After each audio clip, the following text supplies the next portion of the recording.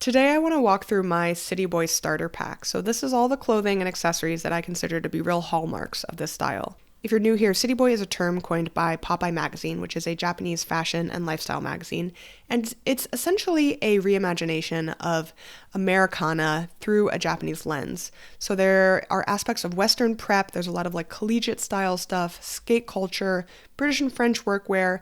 It's a whole bunch of sort of Western influences redone in very Japanese silhouettes. I want to talk about the items that I think form the sort of bedrock of this style, the like City Boy capsule collection, if you will.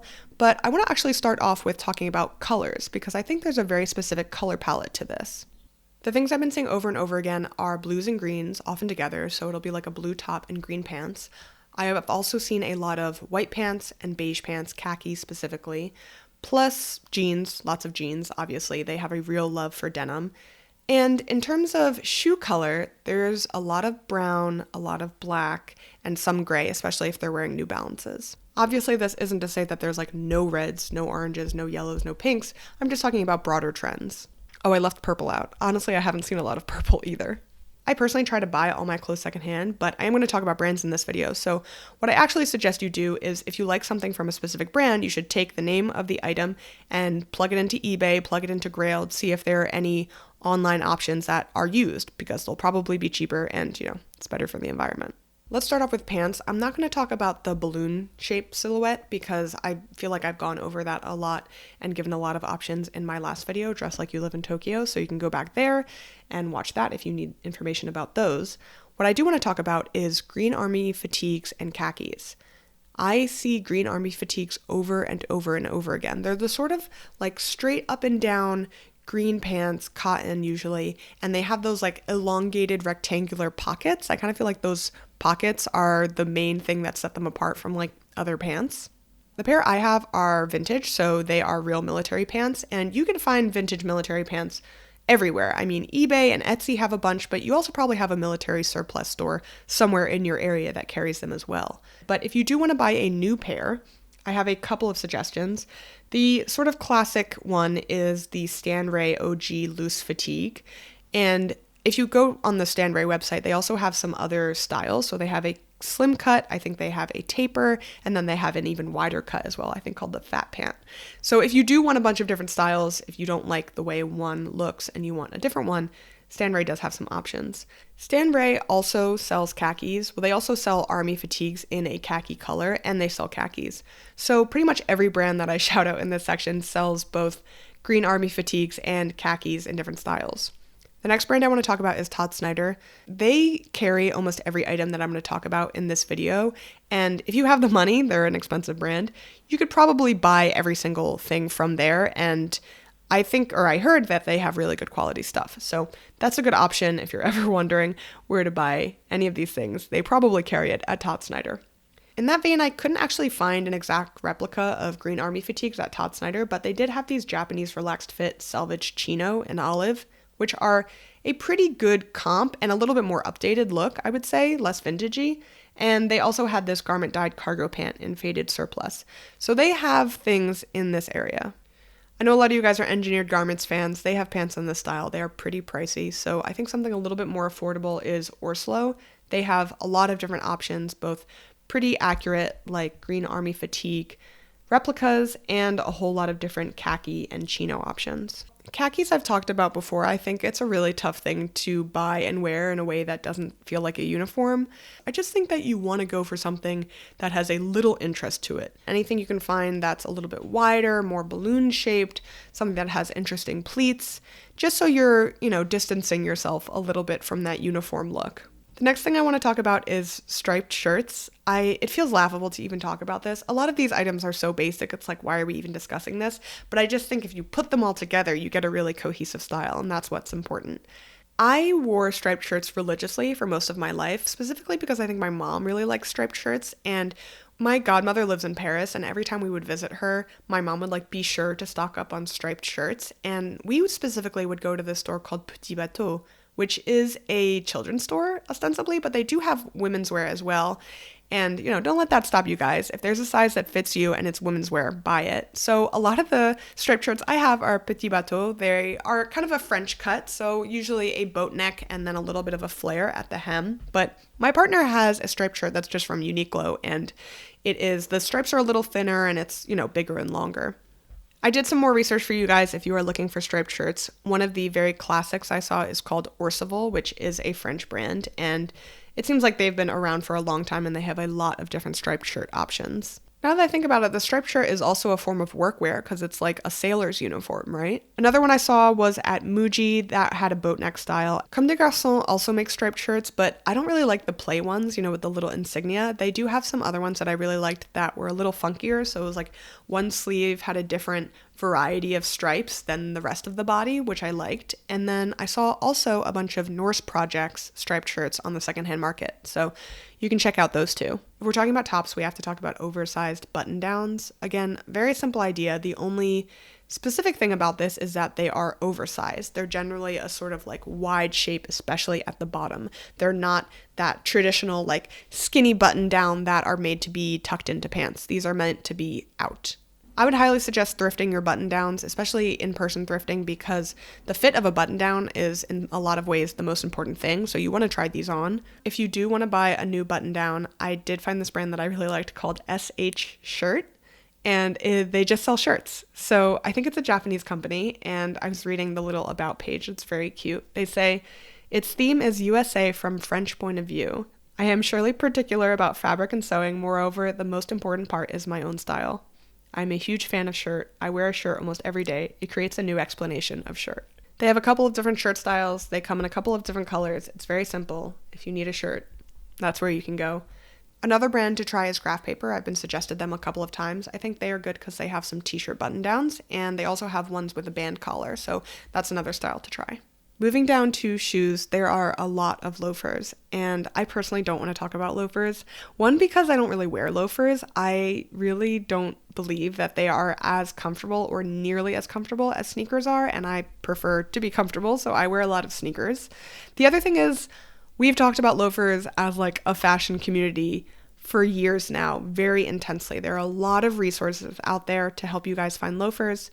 Let me know if you already have a pair you like. I'm interested to hear about that, but it's not in my heart to tell you about them. The thing I do want to talk about is boat shoes. I think most people my age are not interested in wearing boat shoes. They have not made the comeback that loafers have. I think the most classic one is the Timberland pair, and I think just having that heavy tread, that heavy lug sole, really helps it from looking too much like the classic sort of Sperry boat shoe.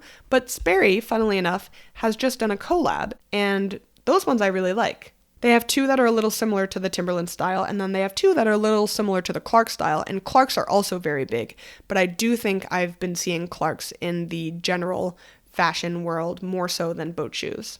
The last company I want to mention in terms of boat shoes is Yucatan. They have really nice stuff, and it's really expensive, but just in terms of inspiration, or if you have the money, you can go on their website and look through their stuff. It's just really, the leather looks so good. But just in general, in city boy style, there's a lot of like lace up leather shoes. I think Pair Boots are probably a good company to look for some of those. I also really like this place, Jacques Solivier. They have really interesting shapes, something a little bit different, and I think they're worth looking at. Okay, now we're talking sneakers. I don't think this is going to be a surprise to anyone, but New Balances. New Balances, New Balances, New Balances. I think they sort of had their popular heyday like 2014 almost, I don't know, but it already happened, and I feel like as a community we're not really wearing New Balances so much anymore. I do think I am seeing them a lot in the Japanese menswear style still. The one style of New Balances that I want to specifically shout out are the RC30. I haven't seen these like ubiquitously, but I just think they are a little bit more modern in a way that I really like. The other two companies I want to mention in terms of like big chunky sneaker styles are Karhu and Diadora. Karhu is a Finnish company and Diadora is Italian, I believe. And I think they're good options because just like the oversaturation of New Balances sometimes makes me not want to get them. For coats, I have seen a lot of chore coats. I've seen a lot of trench coats. Trench coats I've seen in beige, green, and blue, like sort of a dark blue. Chore coats I've seen mostly in that bright, like cobalt blue, I guess, and then also a more faded option if you're like really wearing your chore coat every day and you've gotten that really nice fading in, or you can buy a vintage version. Obviously, that's sort of pre-faded, which is fine. I don't judge. For both of these styles, I would highly suggest buying vintage or secondhand. In terms of trench coats, obviously Burberry is sort of your number one option. Those can get pretty expensive. For chore coats, there are a lot of vintage options, but two brands that I found that are still selling today are Le Laboureur and Le Mont Saint-Michel. So those are two French brands.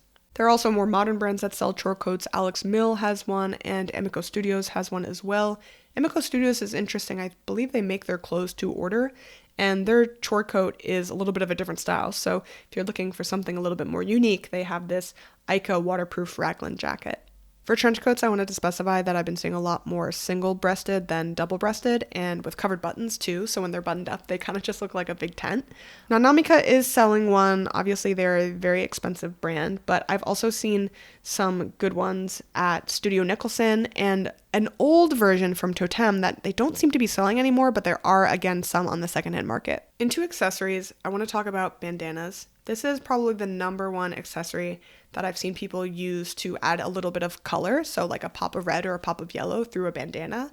Bandanas you should be able to find again in like any vintage store in your area. However, they're pretty cheap even from nicer brands. Like I don't think I've seen anything above like $45, which still feels a lot for what is essentially a cloth. Capital has a bunch of bandanas. Those are a little bit of a edgier style. The other two brands I want to talk about are Imogene and Willie. I had never heard of them before I started doing research for this video, but I like their bandanas a lot because they have this sort of like hand-painted style, which is different from the very classic like paisley. And then the last one, Kiriko Made, has some more expensive options. So if you're looking for a bandana for like a formal event for whatever reason, I don't know, like a Texas wedding, their stuff is pretty nice. In terms of hats, I would say city boys rarely leave the house without a hat. A lot of baseball caps, bucket hats, but I've also seen like page boy caps, berets, stuff that's a little bit more ornate, and also the like little rolled beanies or almost like skull caps. I've seen a lot of those. I'm not going to go crazy recommending hat brands. I think I got my bucket hats from Etsy, and I do think there's like a real joy to buying baseball caps sort of situationally, like when you're on a trip and you see a random baseball cap that like looks cool and reminds you of the trip. I think that's like a great way to find a baseball cap. But two companies that I can tell you about are Standard and Strange. They have this really cute one called the Victory Cap that I liked. And the most classic is Ebbets Field, which has a little bit of like that vintage sports look. Obviously, a lot of people are wearing glasses and sunglasses, but I wanted to specifically shout out that I've been seeing a lot of round frames. I wore mine today to be on theme. So for glasses and sunglasses, I do really like this brand, Yuichi Toyama. It's very expensive. So, go to Warby Parker, do you. These are from iBuyDirect. Like, you don't have to go all out, but these are very nice. The last thing I want to mention is tote bags. And I think I've always been a little iffy on tote bags because the ones you get kind of randomly are pretty cheap. They're unstructured, the strap is thin, so it gets like kind of rolled up, and they're not very comfortable. However, I found recently that if you go out and like really find a good structured tote bag with a nice thick handle, they are much better to carry. Even though I don't love shoulder bags, I would always like a crossbody bag. That's what I've been seeing a lot in terms of bags in this style are structured tote bags. The one I've seen probably most often is the LL Bean Boat and Tote. Very classic Americana. You can find these secondhand online everywhere. You can find these in person secondhand everywhere. I think LL Bean has probably made 1 million of these bags, if not more. So they are available. I have not bought an LL Bean Boat and Tote because I couldn't decide on what color I wanted. They usually have either like the navy straps or the green ones, or there are other colors. And so instead what I got is a Everybody.World tote bag. The one I got is reversible. It has nice pockets inside or outside if you want. And I added patches to mine just for a little bit more interest, a little bit of color. The other company I found is Shin Plus Na. They specialize in tote bags, so a great company. I'm sure they know what they're doing. A lot of their styles are this sort of bucket bag, but they also have bigger ones. They have crossbody ones. There's a lot of good options on that website, and I am thinking about buying one myself, but I haven't sprung for it yet. That is it. Let me know if I missed anything that you consider to be a cornerstone of your personal city boy style. Maybe like plaid shirts. I don't really own any right now, but I have been thinking about picking some up. Anyway, thank you so much for watching, and I'll see you next time.